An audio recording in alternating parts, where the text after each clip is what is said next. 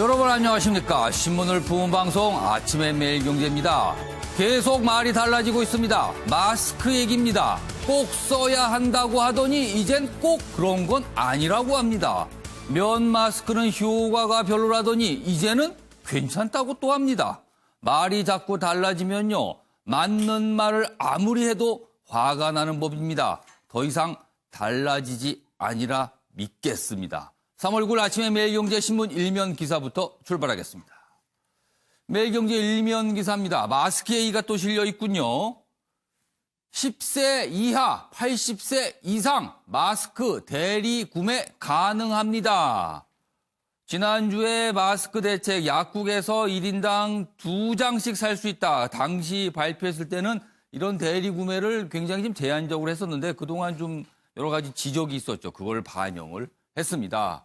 오늘부터 마스크 오브제입니다. 정부는 마스크 단가 50원 인상 뭐 이런 얘기도 좀 있고요. 매주 1,300만 장 추가 생산 유도. 그러니까 기존보다 좀 더 많이 만들 경우는 값을 더 쳐주겠다. 이런 대책도 얘기했습니다. 다음은 동아일보 보겠습니다. 확진 임산부 첫 출산했습니다. 다행히도 아기는 음성입니다. 그동안 임산부가 코로나19에 감염됐을 경우에 아기에게 어떤 영향이 있을까 많은 걱정들이 있었어요. 그러나 일단은 음성으로 확인됐습니다. 그리고요. 국내 첫 아파트 코호트 격리, 대구에서 지금 아파트 통째로 2동짜리가 통째로 격리가 된 경우가 발생했고요. 근데 그곳은 주민의 60% 이상이 신천지 교인으로 또 나타났습니다. 그래서 많은 사람들이 좀 어리둥절하게 생각하고 있는 상황입니다. 이번엔 중앙일보 보겠습니다. 밀라노 도시 봉쇄, 그리고 뉴욕주 비상선포. 밀라노, 이탈리아입니다. 이탈리아 지금 심상치 않습니다. 확진자 숫자가요, 우리나라보다 많이 나왔습니다. 굉장히 빠른 속도로 늘고 있습니다. 세계 코로나 팬데믹 단계에 진입했다. 이런 평가 나오고 있습니다. 이탈리아 확진 하루에 1,200명이 넘어섰다. 그리고 1,600만 명이 이동 통제가 됩니다. 레드존을 설정했습니다. 그리고요. 밀라노, 이탈리아에서 가장 큰 도시 아닙니까? 여기가 사실상 봉쇄가 됐다. 이런 기사 실려 있습니다. 마지막으로 한국일보 확인해 보겠습니다. 민주당 비례연합정당 참여 수순이다. 전당원 투표로 결정한다. 비공개 최고위원회의를 어제 오후에 열었는데요. 마라톤 토론 끝에 전당원 투표를 통해서 정하겠다. 이렇게 밝혔습니다. 모바일 투표 고안했는데 이름이 뭐 방식에 대해서 오늘 확정한답니다. 그런데요. 회의 끝에 안 하면 안 한다고 분명히 얘기할 거 아닙니까? 그런데 이렇게 하는 거 보니까 이미 사실상 내부적으로는 그쪽으로 기운 거 아니냐. 이런 또 평가가 나오고 있습니다. 자, 지금까지 일면 기사 짚어봤고요. 오늘도 네 분 패널 나오셨는데요. 한 분씩 소개해드리겠습니다. 먼저 윤경호 매일경제 논설위원 자리하셨고요. 그 옆에는요. 설대우 중앙대 약학대학 교수 오늘도 자리하셨습니다. 그리고 김삼일 시사평론가 오랜만에 나오셨고요. 최경철 매일신문 편집위원도 나오셨습니다. 안녕하세요.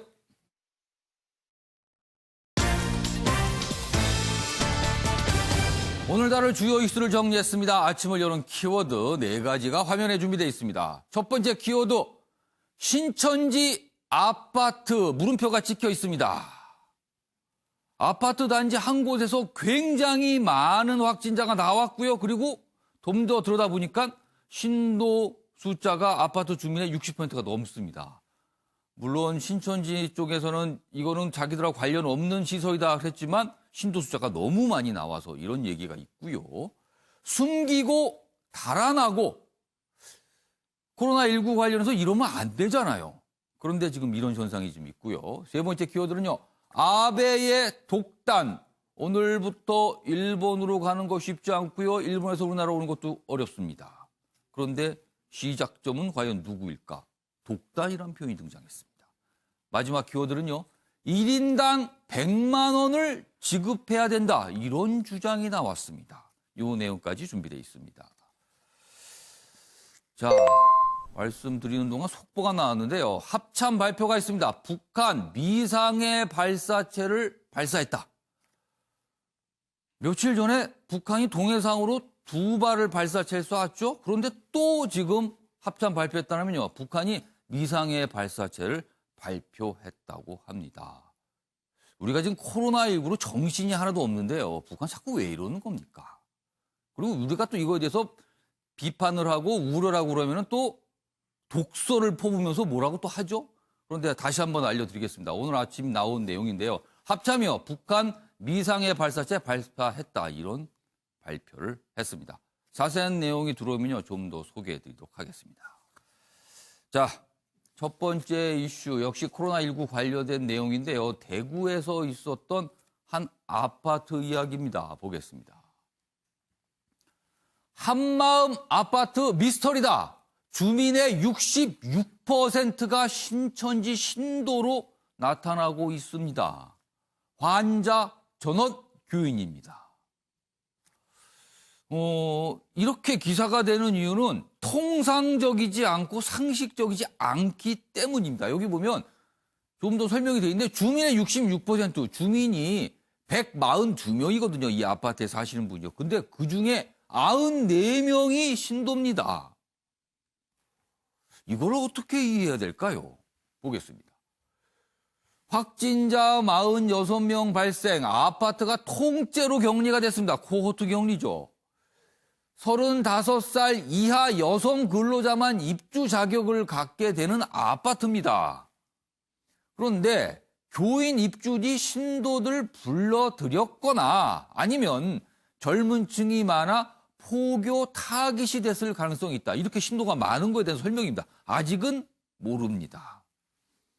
그리고 교인만 감염이 됐다. 그렇기 때문에 혹시라도 그 아파트 안에서 어떤 모임 또는 예배, 집회 뭐 이런 게 있었던 거 아닌가. 이런 또 추정도 좀 되고 있습니다. 아무튼 좀 쉽게 이렇게 이해되는 상황은 아닌 것 같습니다. 다음 기사 있습니다. 보시죠. 그런데요, 좀 더 생각해 볼 문제가 이 과정에 있었습니다. 46명 확진 나온 보름간 대구 아파트 주민들 전혀 몰랐다. 그러니까 이게 확진이 계속 나왔거든요. 그러니까 집단 감염이 이루어졌는데 뭔가 조치가 좀 늦었다는 겁니다. 지금요. 보겠습니다. 입주민들 얘기입니다. 4일 코호트 격리 조치 6일에서야 문자를 받았다. 이건 빨리빨리 알려줘야 되는 거 아닙니까? 지난달 19일 첫 확진자가 발생, 이 환자 대거 속출했지만 대구시는 보름이 지나서야 인지를 했다. 그러니까 여기서 계속 집단 감염이 있는데 이거를 제대로 무슨 의미인지를 파악하지 못했다는 거예요. 자, 권영진 대구시장, 수백 명 확진 쏟아져서 파악하는 게 불가능했다.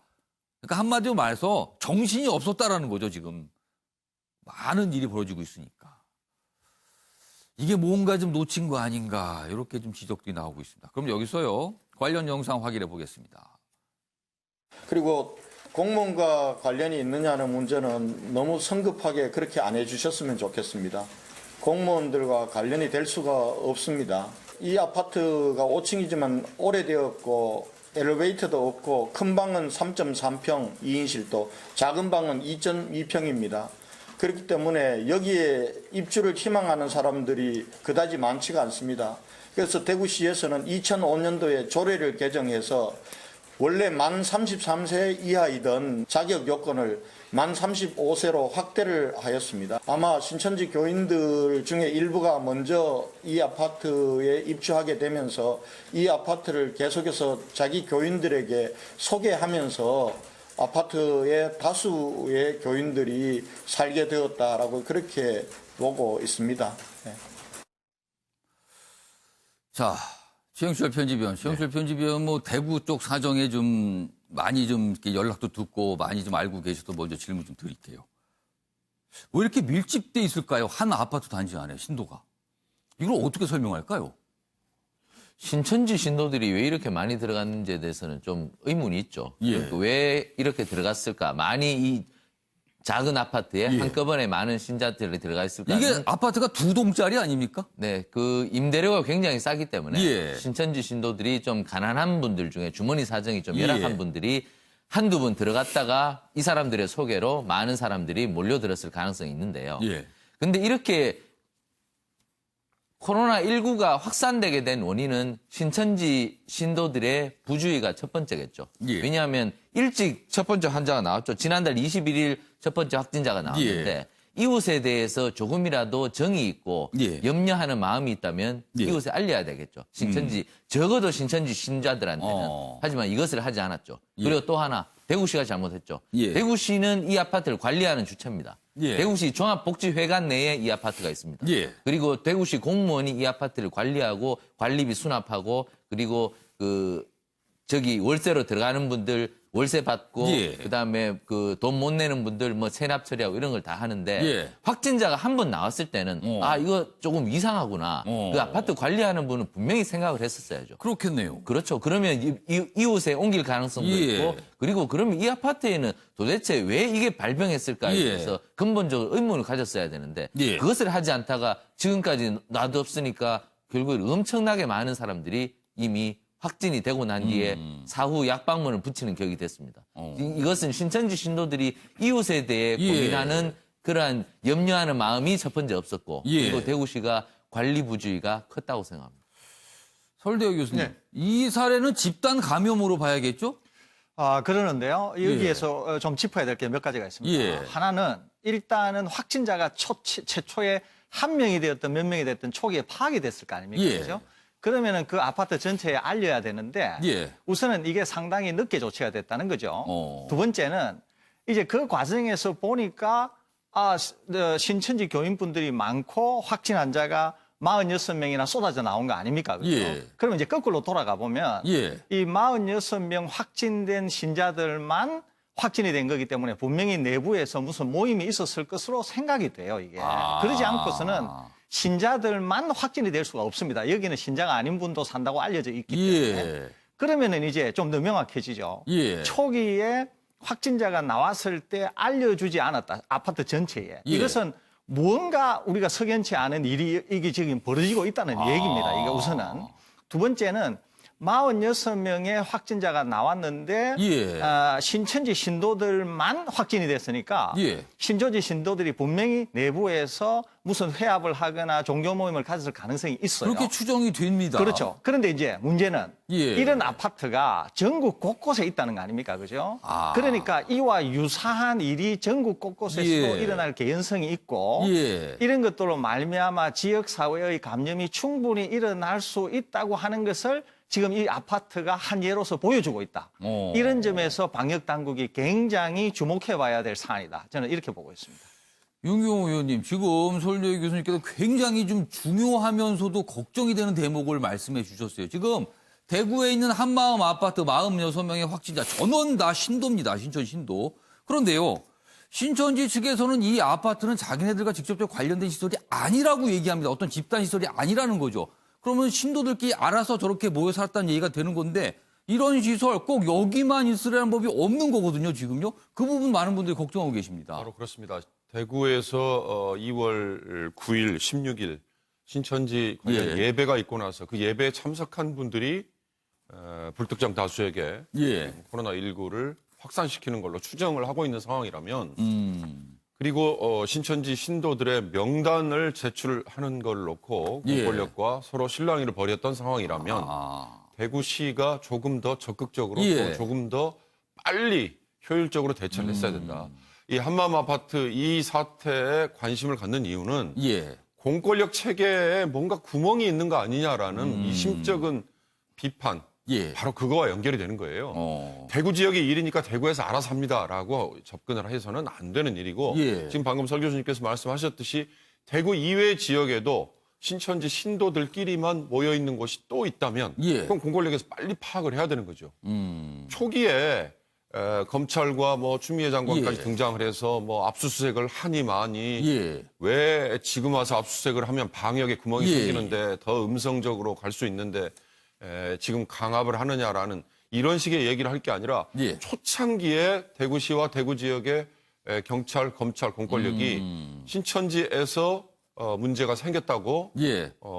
단서가 나왔다면 그때 바로 명단을 확보하기 위해 그리고 신천지 시설이 예. 어디에 있는지 예. 파악을 했어야 되는데 거기서 생긴 구멍이 이런 한마음 아파트 문제까지 예. 연결이 된 거다.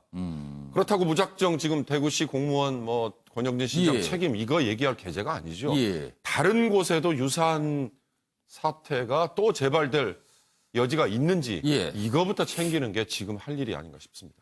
자, 김상일 평론가. 네. 지금 많은 분들이 걱정하는 이유는요. 신천지 신도들이 왜 집단으로 거주를 하고 있느냐, 왜 가까이서 이렇게 몰려서 살고 있느냐, 이걸 문제 삼는 게 아니고요. 그런 과정을 통해서 감염의 우려가 있기 때문에 걱정을 하는 거거든요. 그렇죠. 그러니까 문제 삼는 부분은 좀 명확해야 되고요. 그리고 그런 부분이 다른 곳에 또 있을 수가 있다는 걱정 때문에 뭔가를 해야 된다는 거 아닙니까? 네. 자, 지금 뭘 해야 됩니까, 그러면은? 일단은 명단을 받았으니까 예. 그것을 확인하는 거, 그리고 그 명단이 정확한 명단인지를 예. 확인하는 거, 이런 거잖아요. 예. 근데 이제 정부 당국의 힘만으로는 좀 부족한 게 있다고 봅니다. 그래서 저는 처음부터 계속 얘기를 했지만 신천지 쪽에 좀 고위층이나 예. 아주 내부를 잘 알고 권한을 좀 가진 사람을 예. 뭐 TF 같은 걸 좀 꾸려가지고 서로 협력할 거는 예. 협력을 하고, 왜냐하면 내부를 모르면서 막연하게 접근하기가 좀 어렵잖아요. 그렇죠. 내부에 계신 분이 이런 내용에 대해서 좀 그렇죠. 알고 있겠죠. 예. 그리고 또 그걸 통해 가지고 배려를 예. 할 부분도 알면은 배려도 해주고. 예. 그러나 그 협조하지 않는 부분은 명확하게 아주 단호하고 명확하게 조치에 예. 들어가고, 이 투트랙으로 처음부터 하자는 주장은 저는 계속했고요. 지금도 그 주장은 저는 유효한 부분이라고 보고 그렇게 해야만 예. 좀 더 정확하게 파악하고 정확하게 방역을 할 수 있지 않을까, 저는 이렇게 봅니다. 이 대구 한마음 아파트는 왜 이렇게 신도가 많을까요? 최영철 편집위원 좀 설명 좀 해주세요. 어떤 이유가 좀 나옵니까 지금? 한마음 아파트는 굉장히 임대료가 쌉니다. 예. 그 5만 4천 원인가? 월세가요. 그러니까 요즘 그 월세 5만 4천 원이 있을까? 굉장히 저렴하네요. 예. 사실 저희 집사람이 대구시청에 있는데요. 예. 저희 집사람이 저희 애들이 아주 어렸을 때 저기 대구시 종합복지회관에 잠시 근무를 했었습니다. 예. 그래서 그때 임대료가 얼마였냐고 물어보니까 예. 기억을 잘못하는데 한 5천 원쯤 됐다. 저 아파트에 들어가는 예. 임대료가. 그만큼 싸다는 거죠.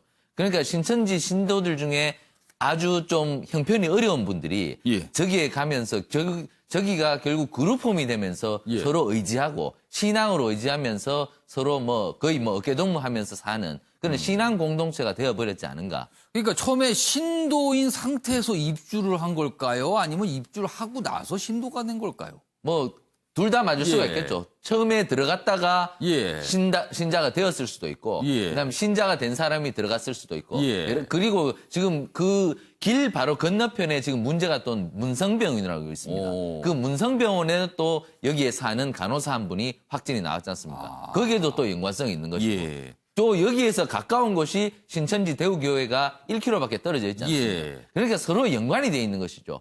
그러니까 지금 결론적으로 보면 신천지가 계속해서 협조를 하지 않고 있는 겁니다. 계속 하루에 하나씩 폭탄이 터져 나오는 거죠. 예. 문성병원, 신천지교회, 예. 그리고 한마음 아파트까지. 결국 이렇게 간다면 언제 이 코로나19 사태가 끝이 날지를 모른다는 거죠. 그러니까 우리 아까 윤 의원님 말씀하셨다시피 예. 강제 수사가 좀 필요합니다. 이분들이 지금 협조를 전혀 하지 않고 있습니다. 예. 그렇지 않고는 강제 수사를 하지 않고는 이분들의 양심에만 기대해서는 예. 우리가 이 문제를 해결하기가 어렵지 않은가 저는 이렇게 보고 있습니다. 그래서 지금 이 아파트 얘기가 거의 모든 신문, 그 언론들이 지금 다루고 있거든요. 이게 조금 걱정되는 상황이다. 이런 비슷한 상황이 다른 곳에 혹시 있지 않을까 하는 걱정들을 많은 분들이 하고 계십니다. 자, 이번에도 코로나19 관련 소식인데요. 이런 모습은 해서는 안 되는 건데 좀 나타나고 있어요. 보시죠. 대구 거주라는 사실을 숨기고 대학병원에 입원을 했습니다. 70대 확진자의 서울 백병원 뚫렸다. 입원을 하고 나서 뒤늦게 대구 거주하고 있고요. 다니던 교회에서 감염자가 있습니다. 그리고 나서 확진이 된 거예요. 그러니 병원이 발칵한 거죠. 병원 측 외래, 응급실 등 폐쇄했다. 접촉 의심 환자 의료진 모두 검사 이렇게 돼 있습니다. 이런 일이 있으면 안 되는데요. 이건 정확하게 얘기를 하셔야 되는데 물론 이 환자분 대구에서 왔다 그러니까 어디 가서 병원에서 진료받기가 어려워서 다들 뭐 꺼려 하니까 이 병원 얘기를 안 했다 이런 얘기도 나오고 있어요. 그렇지만 다른 분들한테 이런 피해가 또 가게 되잖아요. 그리고 병원 측에도 이런 피해자 조치가 취하는 게 이게 얼마나 큰 일입니까, 이게요. 자, 다음 기사 하나 또 있습니다. 보시죠. 확진 신천지 교인 도주 1시간 만에 잡혔다. 생활치료센터 입소 거부. 생활치료센터는 경증일 경우에 가는 거잖아요. 근데 여기를 입소 대상자인데 못 들어가겠다고 거부를 했답니다. 그리고 그 과정에서 달아나는 일이 있었는데 잡혔습니다. 간호사 머리채 잡는 등 난동을 폈다. 이것도 이래서는 안 되는 거 아닙니까? 이거는요, 모두를 위해서. 여기 내용 좀 보겠습니다. 생활치료센터로 이송되던 60대 여성분인데요. 이 생활관 앞에서 입소를 거부하며 난동을 부리다가 대구 의료원으로 이송됐다. 방호복을 입은 간호사의 머리 등을 잡아당기는 듯 난동을 부리다가 병원 밖으로 달아났다. 인근에 경호하던 경찰력이 있었지만 방호복을 입지 않아 이게 또 대응을 쉽게 하기 어려울 거 아닙니까? 지금 확진자인데요. 그래서 여러 가지 좀 우여곡절이 있었다. 그러나 결국은 대구 의료원으로 이송됐다. 이런 얘기입니다. 솔대우 교수님. 네. 이 두 가지 사례입니다, 지금. 하나는 본인의 어떤 거주지라든가 이걸 정확하게 얘기 안 해서 문제가 됐고요. 하나는 입소를 거부해서 문제가 됐습니다. 이거 어떻게 해야 됩니까? 예, 이제 백병원과 관련해서는 예. 뭐 이런 일이 있으면은 병원 전체에 굉장한 타격을 줄 수가 있습니다. 예. 병원 영업뿐만 아니라 병원에서 선의로 진료를 받고 계신 분들에게도 굉장히 위험을 초래할 수 있거든요. 그 시점에 병원을 다녀가신 분들이 얼마나 불안합니까? 그렇습니다. 그래서 굉장히 주의를 해야 되니까 예. 향후 이런 일이 없어야 될 것 같고요. 이제 두 번째 확진 신천지 교인께서 이제 생활치료센터 입소를 거부한 것은 예. 저는 굉장히 좀 중요하게 보고 있는데요. 이게 왜 그러냐면은 이제 우리가 사회에서 흔히 이런 거를 이제 볼 수 있는데 본인이 어떤 생각을 가지고 있다고 하는 이제 일종의 단편으로 드러나는 것이거든요. 그러니까 신천지 교인 또는 신천지가 사회에 대해서 주는 일종의 저는 메시지다 이렇게 보고 있습니다. 그러니까 한 신천지 교인의 일탈 행위라고도 볼 수 있지만은 예. 신천지라고 하는 집단이 가지고 있는 어떤 생각의 한 단면을 드러낸 게 아닌가 그런 생각으로 저는 이 사건을 좀 이해하고 있거든요. 예. 지금 이런 것들과 맞물려 있기 때문에 신천지 교인들이 굉장히 비협조적이고 이제 거짓말도 하게 되고 예. 또는 뭐 소위 말해서 좀 험악하게 얘기하면 그래 뭐 할 테면 해봐라 이런 식의 어떤 자세 그런 거를 좀 저는 볼 수 있어서 굉장히 안타까운 마음도 있지만은 예. 기본적으로 신천지 교인들께서 이런 자세가 되어서는 방역에도 굉장히 문제가 있을 수 있기 때문에 좀 우려도 되는 그런 상황입니다. 김상희 평론가. 네. 이 상황 좀 얘기 좀 해주세요. 이런 일이 있으면 안 되잖아요. 이런 일들이 있으면 안 되는 것뿐만이 아니라 예. 지금 그 감염병 예방법에 예. 위법한 행위들을 하는 것입니다. 그래서 아까 제가도 투트랙이라는 말씀을 드렸지만 예. 어떤 감염병 예방법에 그 정부의 어떤 협조나 지시 이런 것들에 대해서 예. 위법한 행위를 한 거에 대해서는 단호하게 그 입장을 보여야 됩니다. 고발을 하든 아니면 그거에 대해서 징계를 하든 이런 걸 보여가지고 그 배려는 해주되 최대한 예. 그 위법적인 행위, 협조를 하지 않는 행위 등도 철저하게 일벌백계를 해서 예. 지금 상황에서는 이 상황을 빠르게 안정적으로 가져가는 게 굉장히 중요하다. 저는 이런 말씀을 좀 드리고 싶습니다. 예. 윤경호 의원님. 이 백병원 사태 이전에 왜 이런 문제가 생겼는가에 하나 숨겨져 있는 게요. 다른 병원에 가서 예. 내가 이 직전에 대구에서 있었다, 서울로 올라왔다 했더니 진료를 안 해주더라가 꺼려 한다는 거죠. 진료를 안 해주더라가 담겨 있는 거죠. 이런 사례가 아마 이 70대 여성 이외에도 있다는 보도가 많아요. 예. 복지부가 이미 이런 거를 어느 정도 감지를 하고 이렇게 하지 말라 지침을 내렸다고 하고 예. 어길 경우 처벌이 가능하다라는 것도 했다지만 예. 병원 측 개별 의원, 동네 개별 의원 예. 또 뭐 제가 알기에는 중급 정도 되는 병원도 이런 거부 사태가 있다고 들어요. 예. 조금만 좀 한가한 얘기인지 모르겠습니다만 이번 이 코로나19 사태 마스크 문제도 마찬가지 예. 이런 병원에서의 진료 거부도 마찬가지 과연 우리가 인간을 인간 쳐다보는 그 관점이 예. 이 성선설에 입각해서 봐야 될지, 성악설에 입각해서 봐야 될지, 저는 이런 극한 상황에 우리 예. 공동체 모두가 예. 밀려나 있을 때 그거에 대해서 한번 다시 고민을 해요. 처음에는 정부의 대책도 그다음에 예. 각자의 처신도 예. 내가 조금 가능성이 있다, 확진 가능성이 있다라고 생각이 드는 사람은 예. 나 혼자만 병에 걸린 게 억울하고 난 정말 분통이 터져서 예. 못 살겠다라고 해서 마음껏 돌아다니면서 이걸 옮기고 다니는지 아니면 우리 모두가 다 마스크에 안달이 나 있고 예전에 손 씻기 매너 예. 다 배우고 하듯이 남에게 전파를 시키면 안 된다는 거를 기본적인 소양으로 가지고 있는지. 예. 근데 이런 분들 때문에 이게 하나씩 둘씩 깨져나가는 거거든요. 그러면 결국은 강력한 제재밖에 방법이 없기 때문에 조금 더 배려하는 예. 상대를 배려하는 그게 우리 모두가 딛고 있는 예. 공동체가 같이 살 수 있는 방법이라는 걸 이런 극한 상황에 빠졌을 때 다시 한번 상기를 할 필요가 있을 것 같아요. 그러니까 어떤 위급한 일이 벌어졌어요. 그러면 어떤 상대방 그리고 주위에 있는 사람에 대한 배려 그리고 이해 뭐 이런 거죠. 근데 지금 그런 모습이 아니어서 이렇게 기사로 좀 다뤄지고 있습니다. 자, 이번에 마스크 얘기 좀 해보겠습니다. 마스크 언제쯤 편하게 좀 살 수 있을까요? 불과 한 2달 정도로 기억을 되돌려 보시면요. 그때는 마스크요. 편의점 가도 있고 약국 가도 있고 그냥 샀습니다. 그냥 쉽게 누구나 구할 수 있는 물건이었는데요. 지금은요. 굉장히 귀한 물건이 됐습니다. 그런데 그 귀한 물건이 모두가 필요하니까 문제가 또 발생을 하게 됐습니다. 첫 번째 기사 보겠습니다. 자, 이게 정부의 설명이 좀 바뀌었다는 겁니다. 시간이 흐름으로써 여기 보시면 1월 말이에요. 식약처는 KF94 이게 가장 좋다. 이런 설명이 있었어요. 그러니까 사람들이 다 이거 써야 되는 줄 알았습니다. 그런데 시간이 쭉 흘러요. 그리고 중간에 보면은 면 마스크는 좀 효과가 제한적이다. 뭐 이런 설명까지 있습니다. 그러니까 사람들이 제일 강력한 KF94 이거 꼭 써야 되나 보다. 그리고 늘 써야 되나 보다. 이렇게 생각한 겁니다. 그런데 시간이 흘러서 마스크가 부족하다. 정부가 대책이 없다. 감당 못한다. 이런 얘기 나왔죠. 그러자 바뀝니다. 3월 2일 이해찬 더불어민주당 대표가 이런 얘기합니다. 3일 써도 된다. 본인은 2개 갖고 일주일 쓴다. 이런 얘기 나왔죠. 그리고 나서 정부 대책이 나옵니다. 한 사람당 2개씩만 구매할 수 있게. 그리고요. 3월 6일 김상조 청와대 정책실장.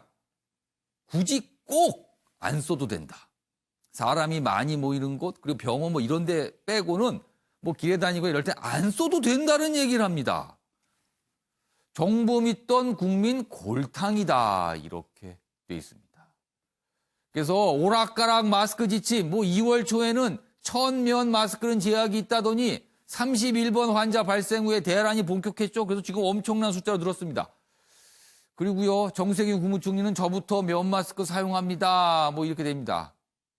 국민은 정부의 지침을 따랐을 뿐입니다.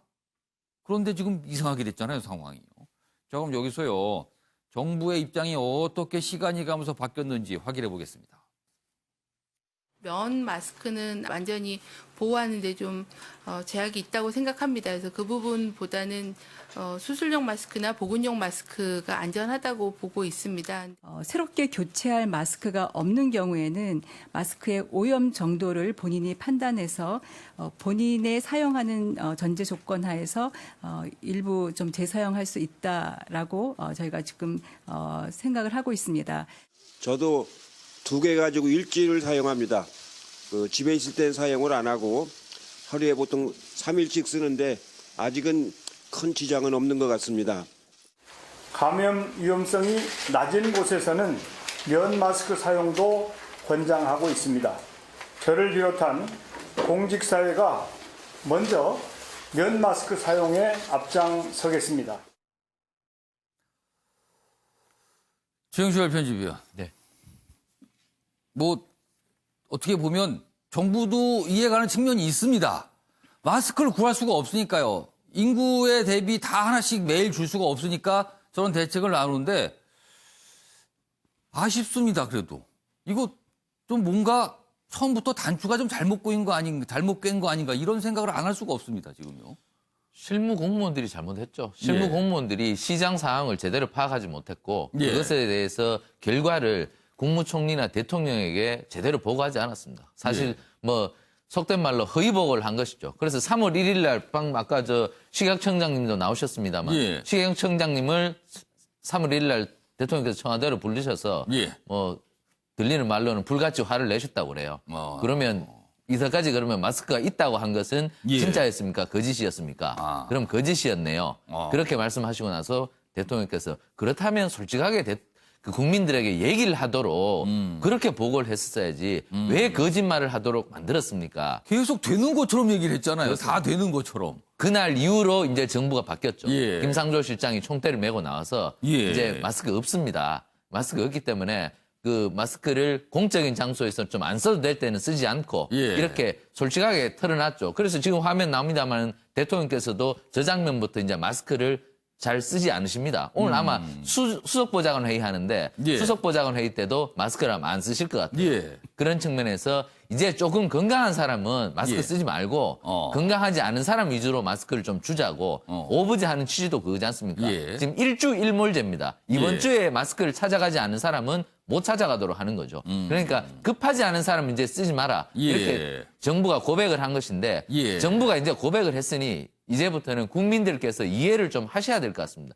솔직히 없습니다, 마스크가. 예. 없다는 걸 고백했으니 좀 아껴 쓰고 예. 나보다 좀 약한 사람에게 먼저 그 마스크를 권하는 예. 이런 양보의 미덕, 관용의 미덕을 좀 베푼다면 우리가 이 상황을 극복할 수 있을 것이고 예. 하지만 정부는 국민들에게 미안한 예. 마음을 가져야 됩니다. 그리고 진심으로 사죄하는 마음을 가져야 됩니다. 국민들이 여태까지 속았거든요. 예. 여태까지 속은 것에 대해서는 정부가 분명한 사과를 예. 하셔야 되고 국민들의 마음을 어루만지는 노력을 하셔야 됩니다. 자, 이 사진 좀 보겠습니다. 지금 최영철 편집위원이 잠깐 얘기하셨는데 사진 두 장이 위아래 나란히 있죠. 위의 사진은 지난 3일 국무회의를 주재하는 문재인 대통령의 모습인데 마스크 다 쓰고 있죠. 그리고요. 사흘이 지납니다. 요 밑에 사진은 지난 6일 마스크를 쓰지 않은 상태에서 경기도 평택의 한 마스크 제조 공장을 찾은 문재인 대통령의 모습입니다. 그러니까 사실 대통령의 행보 어떤 모습 하나가 다 사실 어떤 의미가 있는 거거든요. 근데 여기는 쓰고 여기는 안 쓴 거죠. 그러니까 바뀌었다는 거죠, 지금 방침이. 이런 모습이었습니다. 이런 거에 대해서 국민들이 마스크 별거 아니라고 생각했었는데 화가 나는 겁니다. 이런 걸 보고요. 자꾸 바뀌니까. 자, 그럼 여기서요. 어제 정부 당국이 뭐 마스크와 관련해서 또 이렇게 몇 가지 한 설명이 있거든요. 그 내용 영상으로 좀 확인해 보겠습니다. 어린이, 어르신의 마스크 구매 편의를 제고하도록 대리구매 범위를 일부 확대하겠습니다. 대리구매 대상은 2010년 포함 그 이후에 출생한 어린이, 1940년 포함 그 이전에 출생한 어르신, 그리고 장기 요양급여 수급자입니다. 주민등록부상 동거인 대리구매자가 되겠습니다. 동거인이 대리구매 대상자, 이 경우에는 어린이와 어르신 등이 되겠습니다. 대상자의 오부제 해당 요일에 마스크 구매가 가능합니다. 오늘부터 마스크 오부제입니다. 생년, 연도, 끝자리 숫자를 잘 보셔야 됩니다. 그래야지 월요일부터 금요일까지 어디가 해당 날짜인지 파악하셔서 살 수 있고요. 그리고 10세, 80세 기준으로 대리 구매, 요것도 기준이 나왔으니까 잘 알아두셔야 됩니다. 자, 설대호 교수님. 네. 마스크 써야 됩니까? 말아야 됩니까? 명확하게 좀 얘기 좀 해주세요. 어떨 때 써야 되고 어떨 때 쓸 필요가 없습니까? 처한 환경에 따라 좀 다를 수 있는데 예. 의료진들 같은 경우에는 뭐 하루에 10개도 모자랄 수가 있습니다. 예. 그런 분들은. 예. 그다음에 이제 대인 업무를 많이 하시는 분들, 이런 분들은 마스크를 꼭 착용하셔야 됩니다. 예. 근데 이제 대신 주부 이런 분들은 뭐 잠시 외출할 때나 이럴 때나 이제 필요한 것이고요. 집에서는 안 써도 쓰고 있을 됩니다. 필요 없습니까? 예, 그다음에 출근을 하셨어도 개인 공간이 확실히 있는 분들은 예. 그 개인 공간에서는 굳이 착용을 할 필요가 없습니다. 다만 이제 일반이시더라도 예. 출퇴근을 이제 버스나 지하철이나 뭐 택시를 이용하시는 이런 예. 분들은 그 이동 공간에서는 마스크를 착용하는 게 좋고요. 자기 공간에 와서는 밀폐된 공간이 아니라 좀 오픈된 공간이고 환기가 예. 잘 되는 곳에서는 또 굳이 마스크를 착용하실 필요는 없습니다. 이렇게 마스크를 착용하셨을 때는 예. 마스크를 벗을 때가 더 중요한데요. 예. 마스크를 벗을 때는 반드시 귀 고리 부분을 잡으셔야지 마스크 부분을 잡게 되면은 오염을 증가시켜서 위험에 빠질 수 있습니다. 줄을 잡으란 말씀이시죠? 그렇게 줄을 잡으시고 환기가 잘 되는 예. 곳에 말리시면은 굉장히 사용량이 적다. 이럴 때는 뭐 한 3일 정도는 쓸 수 있을 것으로 이렇게 판단이 됩니다. 길에 걸어갈 때는 마스크를 써야 됩니까? 쓰실 필요가 없습니까? 기본적으로 예를 들면은 공원이다 아니면은 뭐 예. 산이다 이렇게 굉장히 오픈된 공간에서는 굳이 쓰실 필요가 없고요. 예. 다만 뭐 예를 들면은 뭐 지금은 그렇지 않습니다만 보통의 명동 이렇게 사람이 많은 곳 굉장히 사람들이 빽빽한. 그렇습니다. 이런 곳에서는 오픈된 공간이라고 하더라도 마스크를 쓰는 게 좋겠습니다.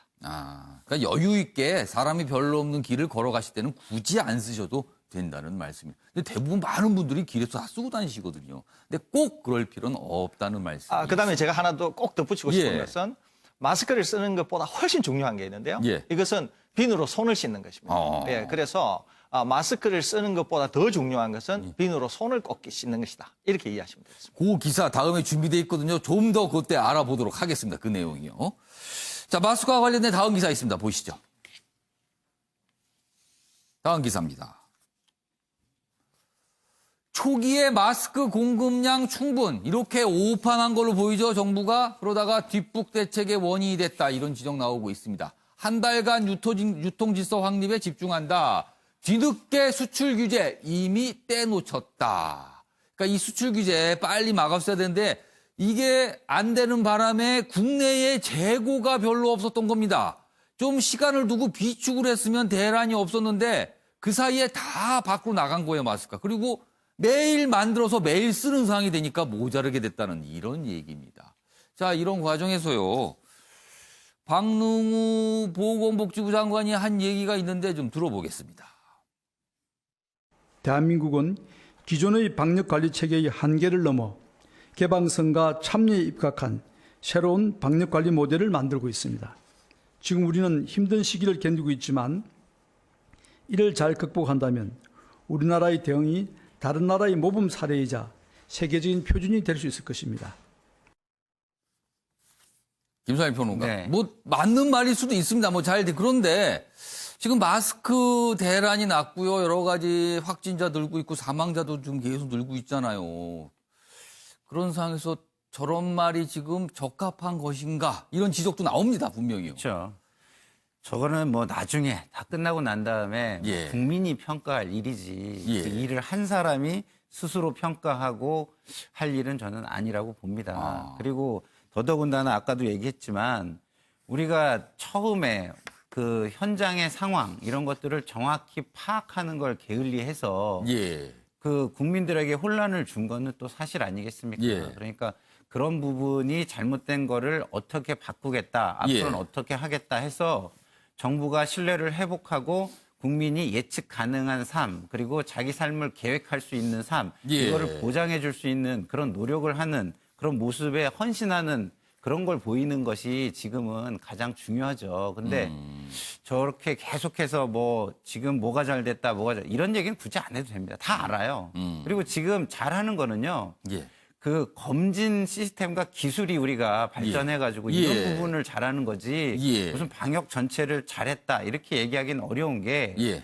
제가 볼 때는 우리나라가 모든 부처가 다 협력을 하면서 총력 대응을 하고 있느냐 이런 부분에 대해서는 저는 조금 약간 의문점이 있거든요. 왜냐하면 우리가 그 마스크 공급과 관련해서도 예. 재료부터 제품까지 전부 예. 다 이 체계에 대해서 정보를 예. 다 파악할 수 있는 체계를 다 가지고 있습니다. 어. 그러면 그런 것들을 그러면은 활용할 수 있는 부처에서 같이 예. 공조를 해가지고 예. 대응을 그 톱니바퀴 돌아가듯이 잘 했느냐 이런 부분에 아. 대해서는 의문점이 있는 거거든요. 예. 그래서 컨트롤 타워부터 시작해가지고 다시 점검을 해서 자세를 바로잡아야지 예. 지금 어떠한 평가도 스스로 내릴 때는 아니다. 말씀을 드립니다. 그러니까 지금 자평, 뭐 그 안에는 맞는 내용이 있을 수도 있고 수긍이 갈 수도 있습니다만 지금이 그런 거 할 때냐 지금 이런 지적을 해 주셨어요. 자, 이번에 마스크와 관련해서 Q&A 짧게 좀 짚어보도록 하겠습니다. 이런 거 좀 알아두시면 괜찮을 만한 내용들입니다. 세 가지 질문인데 우선 첫 번째 질문이 이렇습니다. 봄철 코로나19 관련 기온이 올라가면 바이러스 생존력이 떨어져서 마스크 착용을 좀 덜해도 되는가 이겁니다. 어떻게 됩니까? 이건 X라고 보겠습니다. 지금 뭐 중동을 보시면 잘 아는데요. 중동 전체의 지금 예. 확진 환자 수가 7,000명을 넘었었습니다. 그것만 보면 뭐 단적으로 알 수 있겠죠. 거기 기온이 높은 곳인데요. 그렇습니다. 그러니까 이거는 알 수 없다. 아직은 모르는 내용이라는 거죠. 오히려 X에 가깝다고 보겠습니다. 알겠습니다. 다음 질문 보겠습니다. 높은 습도에 바이러스가 약하다. 그러니까 비가 오는 날 같은 경우는 굳이 마스크 착용 안 해도 된다. 뭐 이런 얘기가 있는데 이건 어떻습니까? 이거는 모른다가 좀 더 정확하겠습니다. 모릅니까, 이거는? 예, 이거는 좀 아직은 알 수 없다. 모른다. 예, 알 수 없다. 이게 좀 더 정확하다. 그러면 앞선 내용과 요 내용까지 보면 아직 이 코로나19 신종이라고 그동안은 붙었었죠. 그러니까 습도 또는 기온에 어떠한 반응을 보이는지 파악이 아직 안 돼 있다는 거네요. 대신 높은 예. 습도는 사람에게는 좀 유리한 측면이 있습니다. 이 보통 호흡기 바이러스는 예. 이 기도를 통해서 들어가거나 눈, 코, 입을 통해서 들어가는데요. 예. 이게 이제 마르게 될 경우에는 바이러스 침투가 훨씬 용이합니다. 그런데 이제 습도가 높아지면은 이쪽 기도가 좀 촉촉해질 수 있거든요. 예. 이 촉촉해지면은 우리가 바이러스를 막는 효과가 좀 늘어납니다. 그런 점에서는 좀 유리한 측면은 있습니다. 대신 바이러스한테 높은 습도가 어떨 거냐, 이거는 잘 알려진 바가 아직은 없습니다. 그러면은 이 습도 얘기하셨는데 그러면은 이게 건조하면 오히려 더 안 좋으니까 가습도는 물을 좀 많이 마시면 몸에는 이롭겠네요. 그렇습니다. 또 개인적으로 물을 많이 마시거나 아니면 예. 집에 가습기를 틀어놓는 것은 굉장히 좋습니다. 지금 겨울 지나서 가습기 다시 이렇게 어디 창고 같은 데 보관하시는 분 있는데 가습기 다시 트시는 게 좋다고 합니다. 마지막 질문 보겠습니다.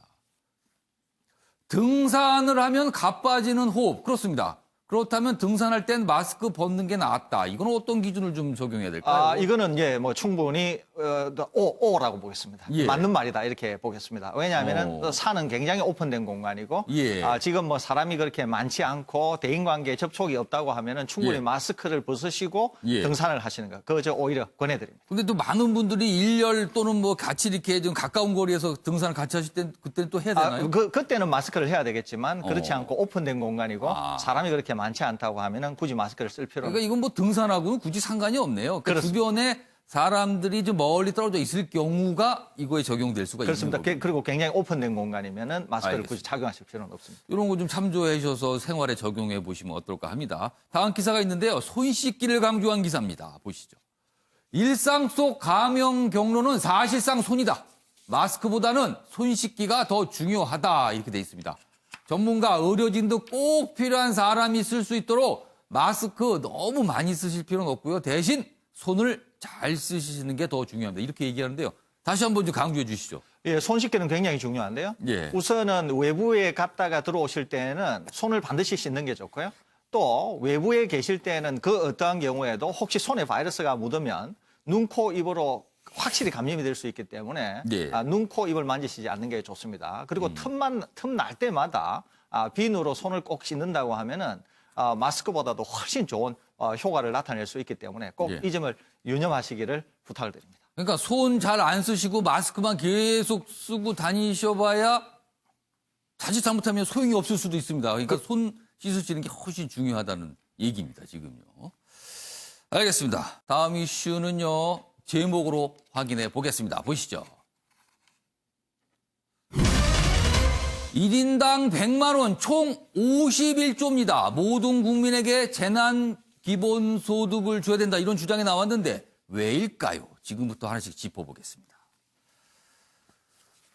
두 가지 기사가 준비되어 있는데 보시죠. 먼저 이 기사입니다. 김경수 전 국민의 재난 기본소득 100만 원씩 지원을 이렇게 돼 있습니다. 그러니까 지금이 굉장히 비상 상황이니까 돈을 1인당 100만 원씩 인구 따져보니까 합하면 51조가 됩니다. 부담이지만 이거 줘야 된다. 이런 주장이 나온 겁니다. 이재명 경기지사에 이어 내수 살리기 특단의 대책을 제안했습니다. 고소득 측은 지급액만큼 내년에 세금 부과하면 된다. 그러니까 모든 국민에게 주니까 여유가 있는 사람도 받게 되잖아요. 근데 그런 분들은 내년에 세금으로 부과해서 회수하면 된다. 뭐 이런 주장이거든요. 다음 기사 보시죠. 역시 같은 내용 제목으로 달고 있습니다. 모든 국민에게 재난기본소득 100만 원 주자는 제안입니다. 51조. 총선 앞두고 또 돈 뿌리는 거냐? 뭐 아직은 실현은 안 됐습니다. 이런 주장 나오는 것에 대한 약간 지적이 있습니다. 자, 그럼 여기서요. 관련 영상부터 확인해 보겠습니다. 모든 국민에게 재난 기본소득 100만 원을 일시적으로 지원할 것을 정부와 국회에 제안합니다. 경제를 살리기 위해서는 투자의 시기와 규모가 중요합니다. 꼭 필요한 시기에 충분할 정도로 과감하게 투자해야 효과가 돌아올 수 있습니다.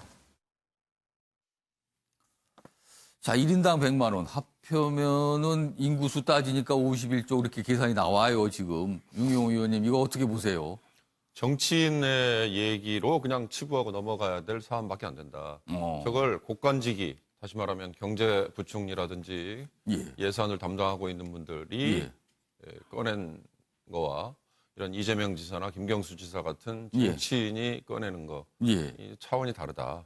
아까 마스크의 예방과 관련해서 이 안내를 할 때 우리 설대우 교수님 같은 방역과 예방 전문가가 하시는 얘기와 김상조 실장이나 이해찬 총리 같은 정치인이 마스크 얘기를 하는 거와 국민들이 받아들이는 정도가 다르듯이 무게감이 다르죠. 그런 이것도 역시 그렇게 보시면 된다. 자, 기본소득이라는 건요. 우리보다 먼저 이걸 개념을 꺼낸 유럽 나라들 여러 가지 차원에서 나온 발상입니다. 이를테면 인간의 기본권을 보장해 주자는 차원에서 단순히 지금 경제가 어려워졌기 때문에 생존을 위해서 돈을 주자도 있지만 AI 같은 4차 산업혁명 시대에 나타난 여러 현상 때문에 일자리가 사라지는 그런 사회에서도 기본소득이라는 게 필요하다라는 주장까지 있을 정도니까 그러면 이번에 김경수 지사가 얘기한 재난이라는 걸 앞에 붙여서 재난 기본소득이라고 하면 뭐가 달라지느냐? 달라지는 건 없죠. 여러 가지 기술적인 문제도 있고 모럴 해저드도 나타날 수 있고 지금 김경수 지사 스스로가 주워 담았습니다만 고소득층에게도 제공되는 이런 불합리한 것까지 다 안고 있거든요. 뒤집어 말하면 그만큼 지금 경제가 극간 상황으로 어려워지고 있기 때문에 이거에 대해서 뭔가 대비를 해야 됩니다라는 정도의 문제 제기로 받아들일 일이지 이걸 100만 원씩 그래서 전 국민 곱하기 뭐 51조 이런 식의 얘기까지 지금 확대될 사안은 아니다. 저는 그렇게 정리하고 싶습니다.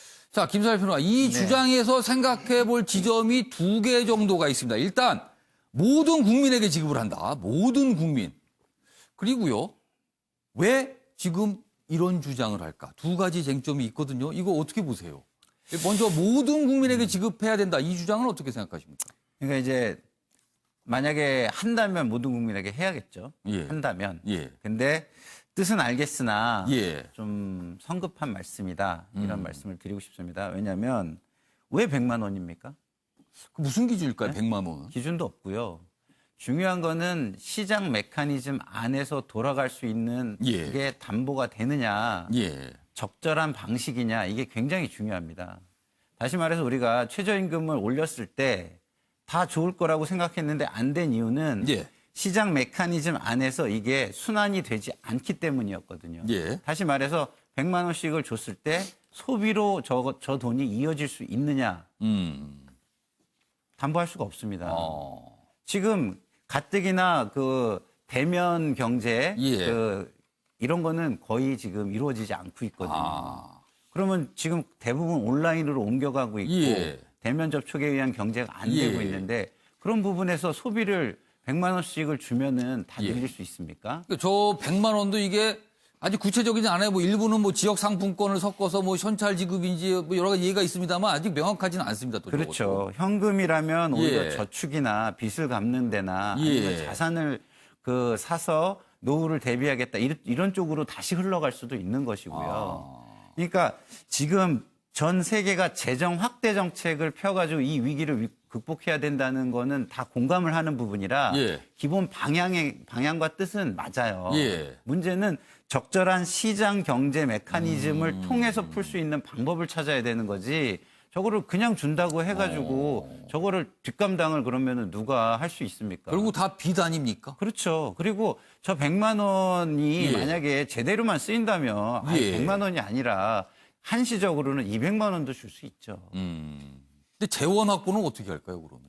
그러니까 뭐 그런 것은 기술적인 문제입니다. 예. 국채를 발행을 할 수도 있고 나중에 경기가 좋으면 예. 그 조세 수입이 늘어나 가지고 그것을 갚아 나가고 흑자 재정으로 전환시켜 가면서 이렇게 할 수 있는데 예.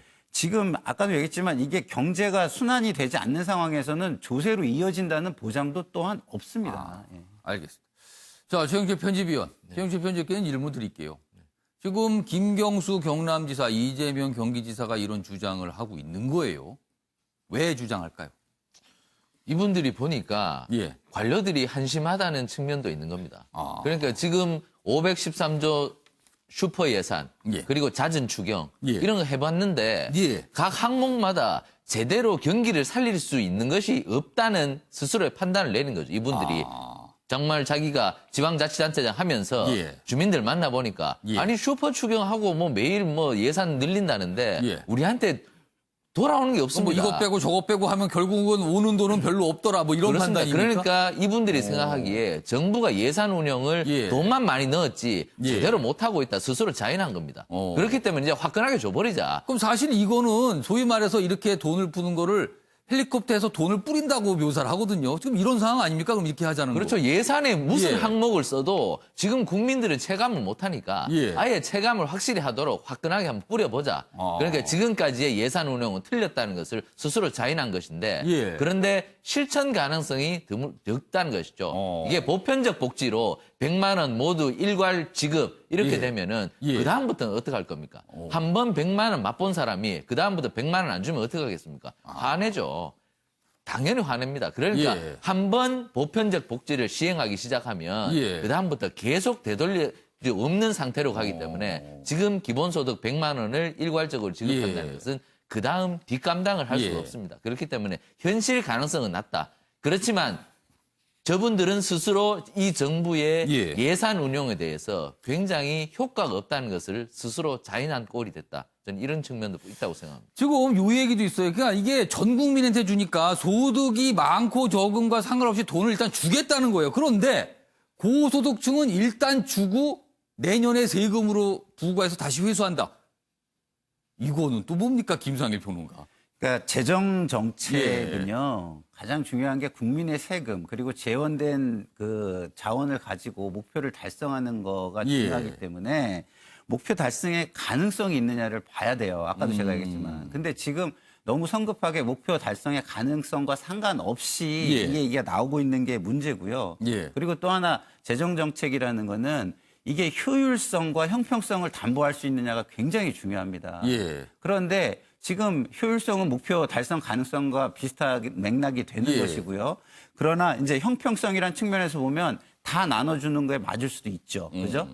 그렇지만 상대적 형평성이라는 게 있어요. 우리가 기회의 평등, 그냥 예, 그 예. 절대적 평등을 얘기하지 않고 기회의 예. 평등을 얘기하듯이 그렇기 때문에 그런 형평성에선 또 문제가 될 수도 있고요. 예. 그리고 세금을 차후에 부과하겠다고 하는데 저는 그 부분도 너무 모르는 말씀을 하시는 거다. 왜냐하면 탈세는요 범죄가 아닙니다.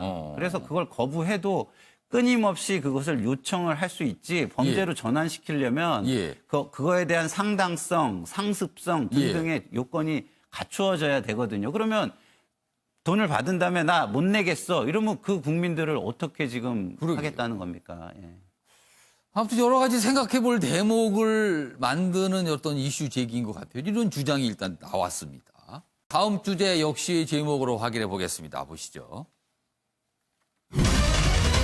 꼼수다, 불법이다, 맹비난을 했죠? 그러더니요, 비례정당의 길로 가나 봅니다. 더불어민주당 얘기입니다. 보겠습니다. 기사가 저희가 좀 몇 가지 좀 준비했는데 이것도 역시 좀 생각해 볼 대목들이 좀 군데군데 있습니다. 여당 최고위원회의에서도 명분이 없다. 이런 반대가 거세자 절차적 정당성 확보에 나섰다. 더불어민주당이요. 이른바 비례연합정당 여기 참여할 것이냐 말 것이냐를 당 자체 지도부 내에서 결정을 하지 못하고요. 당원 투표로 결정하겠다고 어제 발표를 했습니다.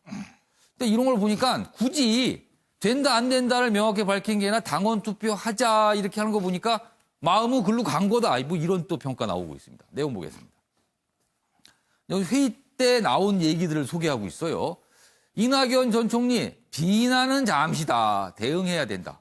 오, 이 말, 이거 무슨 뜻일까요? 비난은 잠시, 대응해야 된다.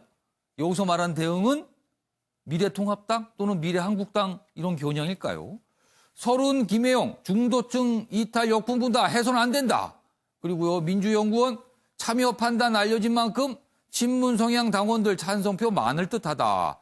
통합당, 당원의 책임 전가 비겁하다. 또 이렇게 비판하고 있습니다. 이게 어떻게 되는 겁니까, 도대체? 자, 그러면 어제 이 최고위원회의 비공개였는데요. 끝난 뒤에 브리핑이 좀 있었습니다. 보시죠. 미래연합정당 참여 여부를 플랫폼을 통한 전당원 투표를 통해서 의견 수렴을 진행한 후에 결정하기로 했습니다. 다음 주 중에 전당원 투표를 통한 의견 수렴을 하겠다고. 멋있잖아요. 네. 너무 멋있잖아요. 너무 멋있어요. 그다음에 이제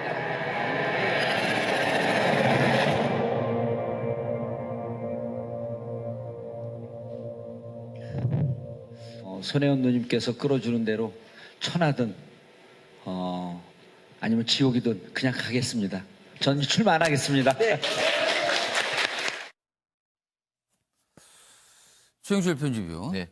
지금 영상을 2개를 봤어요. 어제 더불어민주당 최고위원회의가 끝나서 이른바 비례연합정당. 지금 더불어민주당이 이게 외부로부터 이제 제안을 받은 거거든요. 이걸 합류할 것이냐 말 것이냐 하나가 있었고요. 또 다른 영상은 어제 이런 상황에서 열린민주당. 정봉주 전 의원이 좀 주도한 거로 좀 보이죠? 출범을 했습니다. 이거 어떻게 되는 겁니까? 그러면은 이게 상황이요. 민주당이 고민을 좀 많이 했습니다. 이걸 하면 얼마만큼 욕을 먹을 것인가. 그리고 욕을 먹는다면 그 욕이 얼마만큼 우리의 지지율로 떨어질 것인가. 그리고 4월 총선에서 얼마만큼 간표 요인으로 작용할 것인가. 숫자 분석을 다 했답니다. 숫자 분석을 다 해보니 지금 민주당의 지지율이 별로 떨어지지 않는다. 우리 편들이 확실히 우리를 에워싸고 있다. 그러니 굳이 지금 욕 먹더라도 지금 이거 창당하더라도 우리가 지지율이 떨어지지 않고 4월 총선에서 간표 요인으로 작용하지는 않을 것이다. 그러면은 욕 먹는 거는 작고 의석 늘어나는 건 크다 이렇게 판단했다는 그렇습니다. 거예요? 이미 벌써 3월 중순이다.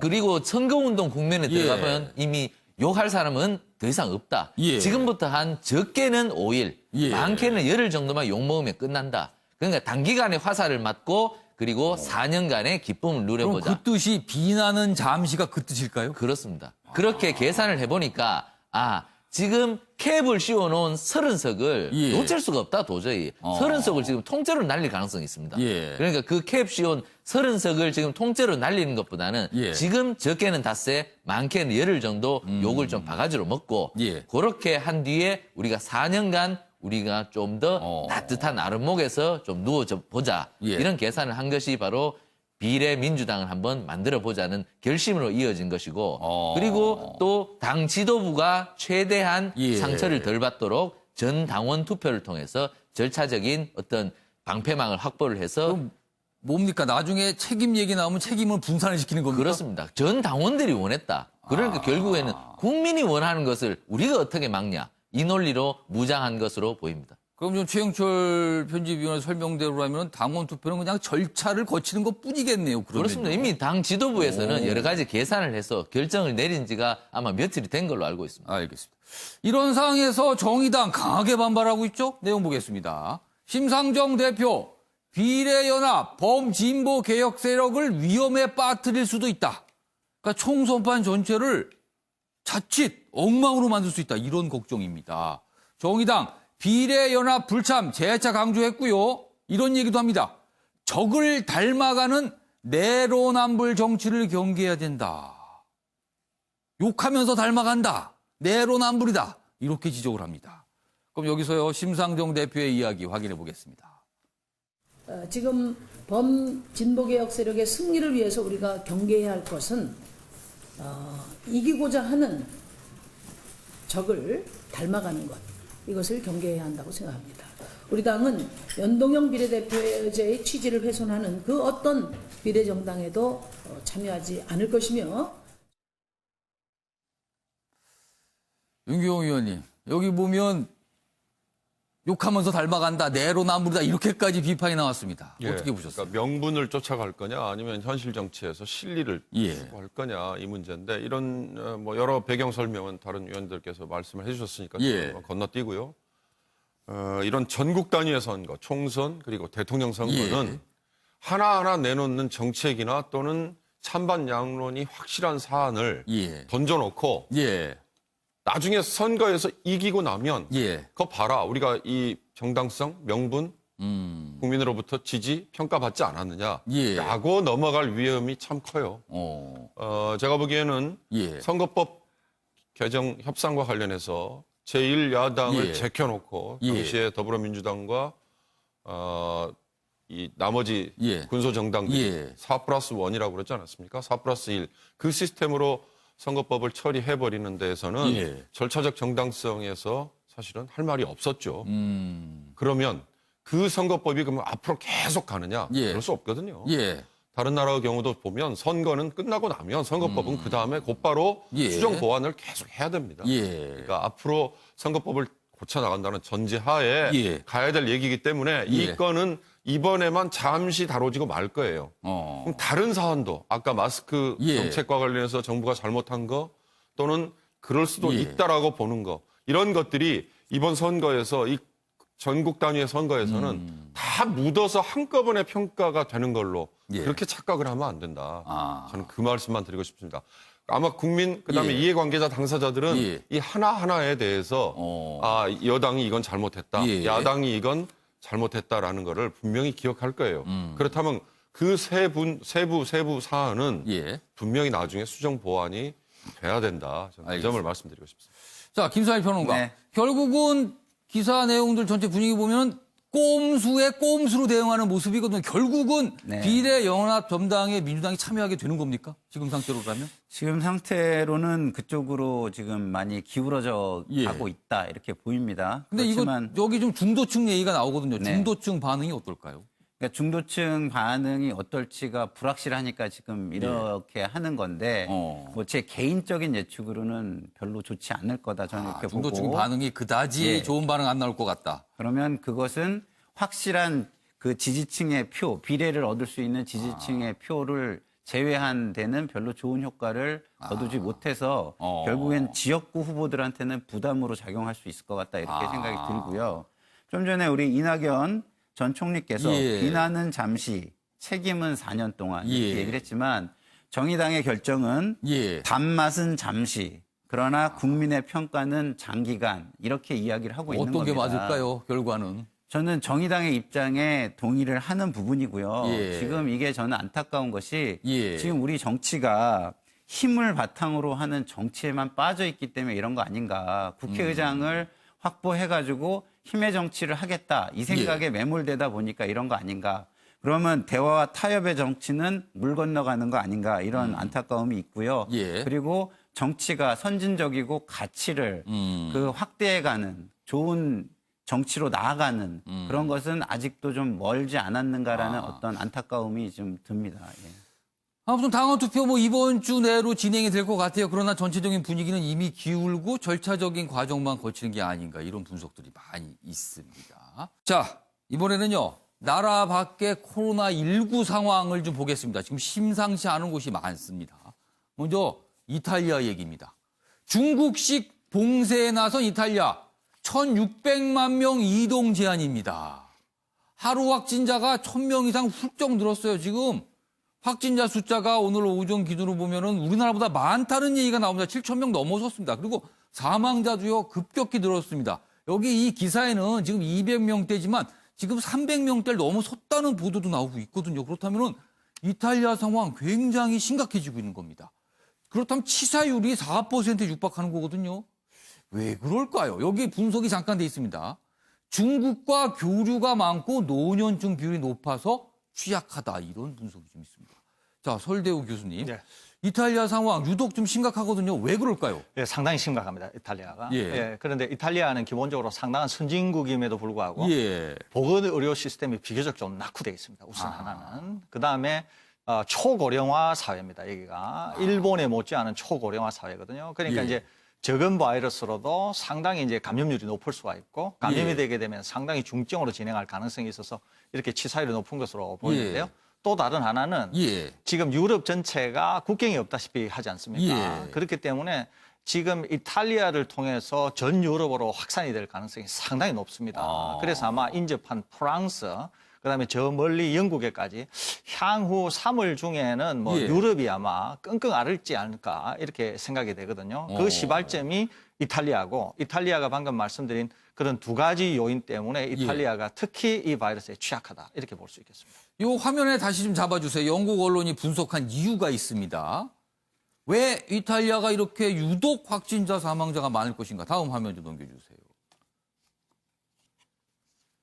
요 기사 말고요. 그 앞에 이탈리아 분석한 기사가 있습니다. 그 내용 좀 다시 소개해 주세요. 여기 영국 일간지 가디언의 분석입니다. 중국과 패션계 교류가 빈번한 이탈리아 북부의 코로나19 감염 속도가 빠르다. 그렇습니다. 이탈리아 패션의 국가죠. 특히 북부 지역이 굉장히 패션 산업 밀집돼 있는데 여기 이곳이 중국과 교류가 굉장히 빈번하답니다. 그리고요. 이거에 더해서 높은 고령 인구 비율까지 있기 때문에 이런 상태가 벌어졌다고 분석을 하고 있습니다. 두 가지 이유가 겹쳤다는 겁니다. 자, 이번에는요. 일본 상황 좀 짚어보겠습니다. 우리나라 일본 오늘부터 사실상 막혔습니다. 지금요. 첫 번째 기사 보겠습니다. 방역 실패 숨기려고 또 한국을 때리는 아베다 이렇게 돼 있습니다. 지금 아베 총리의 조치에 대해서 무리수다. 일본 내에서도 평가 나옵니다. 그리고 관료들은 잘 모르는데 총리실 주도로 뭔가 정했다. 이런 지적 나오고 있거든요. 여기 보시면은 중국과는 입국 금지를 사전 교감했는데 우리하고는 전혀 뭐 소통한 거 없어요. 그냥 결정하고 알려준 겁니다. 비자 문제, 눈에는 눈, 대책 불가피하다. 어제 청와대가 이제 이 조치에 대한 어떤 설명이 좀 있었죠.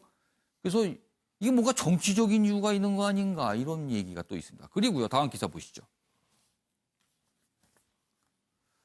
자, 그런데 오늘부터 한일 쌍방 빗장이다. 이번 싸움은 일본이 불리할 수도 있다. 이런 분석이 있나 봅니다. 일본은 이달 말까지 제한 명시했는데 우리 정부는 시한을 못 박지 않았대요. 그럼 여기 일본은 시한이 다가오면 뭔가 또 설명을 해야 되잖아요. 정부의 추가 대응 카드 꺼낼 수도 있다. 이런 얘기가 있습니다. 마지막 기사는요. 일본 총리실 내부 상황을 다룬 기사입니다. 다음 기사 보겠습니다. 아베 보좌관 이마이 다카야 보좌관, 아베의 최측근이라고 합니다. 수출 규제에 이어서 이번에 입국 금지도 주도했다고 합니다. 후생 노동상 제치고 재현, 내정 위기 돌파 활용. 그러니까 이거 관료 제끼고 총리 측근이 총리를 설득해서 결정했다는 거예요. 여기 보시면 이렇습니다. 아랫부분 잡아주세요. 아베 관저 정치에 밝은 일본의 언론인이 한 말입니다. 아베 정권에서 이마이 보좌관은 웬만한 대신 5, 6명을 합친 것보다 막강하다. 이게 뭡니까 이것도. 이런 실세가 있는 겁니까? 이런 실세가 결정했는데 그 이마이 보좌관은 누군가 하면요. 아베 총리의 외조부인 기시 노부스케 전 총리가 통상산업성 대신이었을 때 비서관을 지냈다. 이 이마이 보좌관의 아버지가 이런 인연이 있답니다. 이것도 뭡니까? 무슨 혈통점지입니까? 뭡니까? 유경우 의원님. 우리 같으면 정무수석 같은 역할을 하는 걸로 보면 돼요. 문제는 방역 전문가가 방역 필요 때문에 한국에 대해서 이런 조치를 내려야 된다라고 한 게 아니라 지금 나왔듯이 아니네요, 그게. 예, 아베 총리의 측근인 이마이를 통해서 후생 노동상을 제치고 이런 결정을 내렸다. 관료들은 반대했다는 얘기도 나옵니다. 그렇습니다. 외교 문제가 생길 수 있습니다. 또 방역도 이 국경을 봉쇄한다는 게 WHO에서 정한 규정에 의하면 오히려 더 효과가 없습니다. 이런 게 있는데 우리에게는 사전에 중국과 달리 사전에 교감을 하지 않고 내려버렸다는 게 양국 관계의 치명적인 지금 상황을 초래했다. 그러니까 병을 병으로 달았는데 정치가 섞이면 이런 일이 벌어지게 되는 것 같습니다. 자, 아침에 매일경제 오늘은 여기서 마치겠습니다. 시청해주신 여러분 고맙습니다.